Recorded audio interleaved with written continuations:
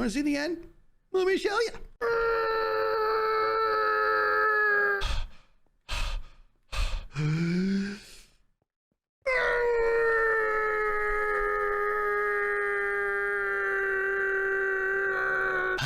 Here we are. Welcome back to Legacy Weekly. Our designer is the Mima, our writer is Noteworthy59, and my name is Superside Kian. The first chaotic event of Legacy has begun, and the Legates are certainly living up to the goal of making 30-level enchantments as difficult as possible. These 2 weeks, the first time of the server, you, my friends, have decided that the event is gonna be Blood Night. This week also sees the spring up of multiple community projects, and even a community mascot, prepping the server for endeavors of the near future. So without further ado, here are the events and highlights of the Legacy SMP this week. And then you just put it in the pot and it becomes miniature. It's so cute and so easy.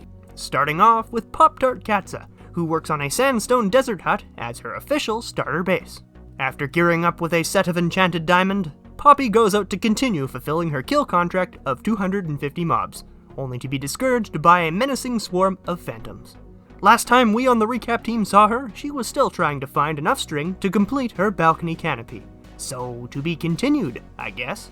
Fine. To be continued in the Great Canopy Adventures of 2020.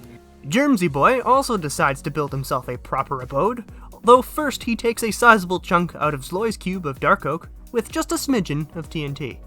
Let's get rid of this side, maybe. Yeah, take out that side, there we go. Oh god. Alright, that's cool. The exterior of his enormous sci-fi starter base, or at least the front half, takes shape right on top of Zloy's contribution from last week. The first activity it sees is predictably Germ, spamming various blocks around to catch up with Sausage on the advancements leaderboard. But yeah, I think this is a really cool build. Definitely a lot more sci-fi than most of the other builds here. Took some inspiration, of course, from the Planet Express building from if you know what Futurama is. Mythical Sausage does plenty on the server besides staying ahead of Germ 2, building an automated pumpkin and melon farm as well as a rundown barn surrounding it. After carting in some villagers to employ in a small trading hall, Sausage picks up the goods of quests from the World's End Tavern right next door. The pumpkin and melon farm is complete. What do you guys think? I added a bunch more extra little bits of detail here just to break it up even more. Completed by Nash. That's my best friend right there. Yes, horse meat is getting an upgrade. With the name tag he requested, Sausage summons the retextured Bubbles to Legacy Season 2, and the doggo joins the Blood Knights party immediately by sinking her teeth into a wandering trader. Bubbles has Blood Knights too! No, Bubbles, relax. Please don't murder me. It's only the humans, okay? Come on, Bubbles is feeling the Blood Knight also. Let's do it, girl. Kill that invisible guy. Feeding off of Bubbles' enthusiasm, Sausage sets out on a killing spree of his own after Pearl, Avo, and Logic. He would have killed Germ too if it weren't for Avo sleeping the night away mid-duel. Come on, man. Avo had to sleep. You lucky, Germ. Speaking of arch rivals meeting in intense combat, Python dedicates his episode this week to enacting his revenge on Pearl. Fueled with passionate vengefulness from the bullying of last week, he hurls a few stacks of eggs into Pearl's base and then dives headfirst into the mines dedicated to hunting shiny blue rocks. He dies underground and Pearl revels in it, only adding to his murderous motive. No! Oh, she's gonna revel in that, isn't she? Oh my goodness. Emerging from the Acacia village decked out in enchanted diamond armor, he sneaks across the desert and into Pearl's base, murdering its builder in broad daylight at the end of it all. You ain't ready! Come on, get out of here! Oh, rip! Yeah! Once he returns from his assassination, he'll find that his sand request has been fulfilled by Sliced Lime, who turns around and immediately asks for the reward to be taken off his hands for money. And as a reward, I got all this junk in the barrel above. Take it off my hands and the 2 diamonds are yours. The dissected citrus fruit plans to erect 4 watchtowers around his converted temple, with 4 mob heads in each. So he enchants a sword with looting and goes mob hunting in an icy tundra. Yeah, we did okay in the first half of the night, and then I've gotten 0 extras. After grinding some XP in Nash's new spider farm and patching up a creeper breach, Lime fishes peacefully for a bit just before the Blood Knights begin.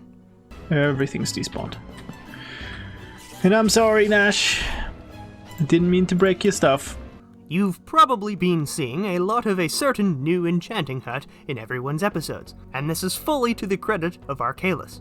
His public ring of bookshelves is given 4 walls and a roof before he returns to his own pit in the sand and makes an open-air mining camp. It's not much, guys, it definitely is not much, but it was better than that little, that 3-chest bed. Aside from this, he sets up with Vigoman to take on an impressively detailed quarry, complete with various rusting machinery, a borehole to Y level 11, and a water elevator back to the surface. And this is like supposed to be like a rusty crane. We don't have the copper blocks yet. Imagine this being built out of copper blocks up to the surface like this, and I actually texture the entire tube or whatever you want to call it up here. Vigo himself wires up a tiny chicken farm and makes a zombie grinder out of the dungeon under his plot. He heads back to the community mine and retextures the walls of the borehole, before adding some landscaping, a footpath, and a half-buried dragster to the area around his caravan. So we have this Mad Max car thing here, but it's definitely not working anymore. It's covered in sand. Let's give it a shot, shall we? Yeah, we're getting it. Woo! We did it! Nashcrafter 2 has been getting up to constructing an XP grinder, but for the whole server to use. After showing her 2x2 chunk area for a future mega slime farm, she ventures into the starter ravine and stumbles upon a pair of cave spider spawners. No. I might die. Ah! The area around the spawners is cleared out, reskinned, and functionalized.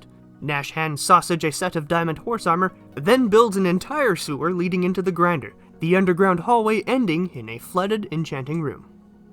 This is the sewer. Let me give you guys a good view. I like this view right here. I think it's pretty sweet. I hope people use it and I hope that they like it. It took me way too long, like so much longer than I thought. She, along with many others, have witnessed the aerial portal antics of Skizzleman in his efforts to construct the community gold farm. As he tries to get one properly linked up, he spawns nether portals all across the sky. Well, that portal's where I wanted to come out of, but instead it happened over there. Because I'm stupid. After breeding up a pair of turtles and casually destroying a 4 batch of their eggs,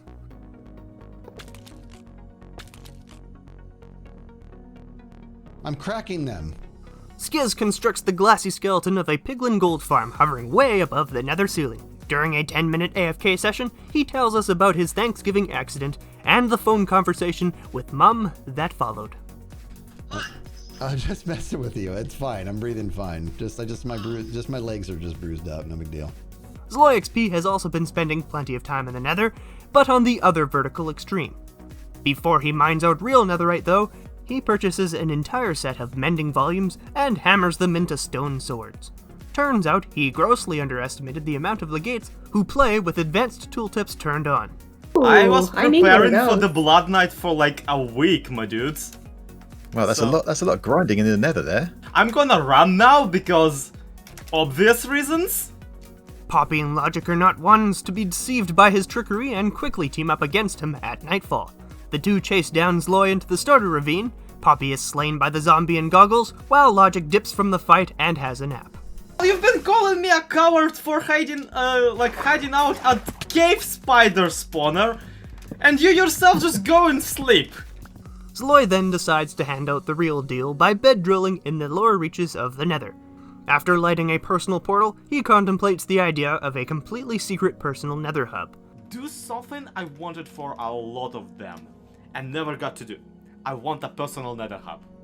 Like this bizarre canalization of sorts under everybody else's bases. The ancient debris hunt is on and ends with a considerable reward, though Zloy does get a bit lost in the maze of his own burning tunnels.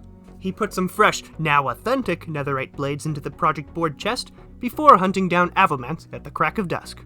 Hey Avomance, guess what night it is? This is surprisingly efficient. He can absolutely not do anything to me.